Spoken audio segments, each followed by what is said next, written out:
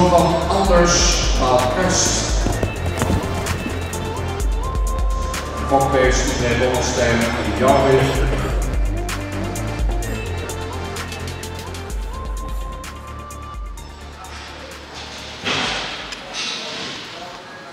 In 64. Wat ben je aan het doen? Ik ben hier de hinders van de Fries paardenstam ontmeten, de schoofthechter. En waarom moet je hinders opmeten? Oh, zo, als je te lieds binnen, ze moeten in 58 wezen als 3-jarige en in 60 als 4-jarige. En ben je te lieds, dan wordt het in het stamboek net het. Dus dat is de bedoeling. Dus wij proberen zo goed mogelijk altijd de juiste maat te vinden. Wat dat ongeveer jouw een belangrijke taak? Wat? Ik zal het je vertellen.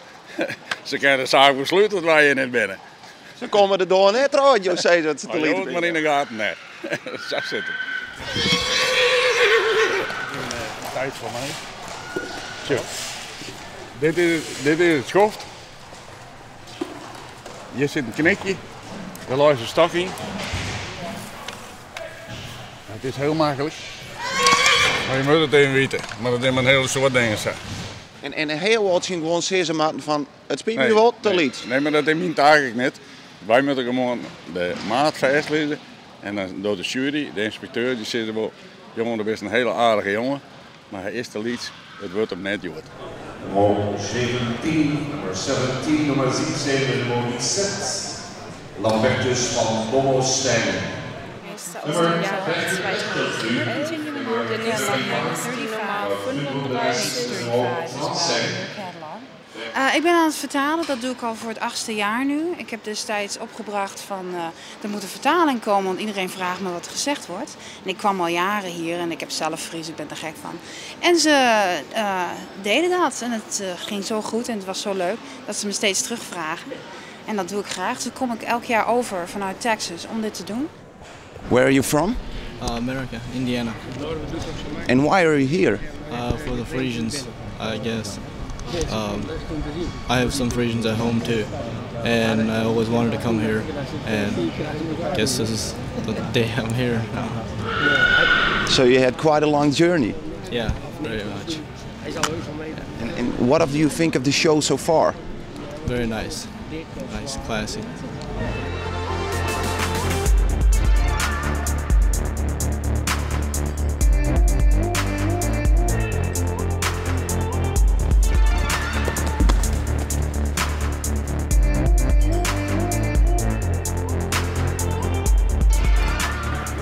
Dames en heren, naar de uitslag van groep 1. Heel goed, kom in. Als nächstes sehen wir die Nummer 38, der Hengst Jan Jelle von Ostenburg, ein Sterhengst von Maurus aus einer Mutter von Beat.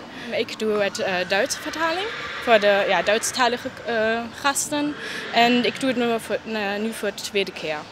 Ja, en is dit ook leuk om te doen? Ja, das ist heel leuk om te doen en ja, ich habe heel viel Plezier. Ja. Warum sind Sie hier? Ich selbst habe ein Friesenpferd und ich fahre Kutsche seit 2 Jahren, sehr intensiv und bin begeistert von der Rasse der Friesenpferde. Deshalb komme ich jedes Jahr hierher, jetzt im 3. Jahr in Folge. 4. Jahr, seit 4 Jahren komme ich hierher. Ja.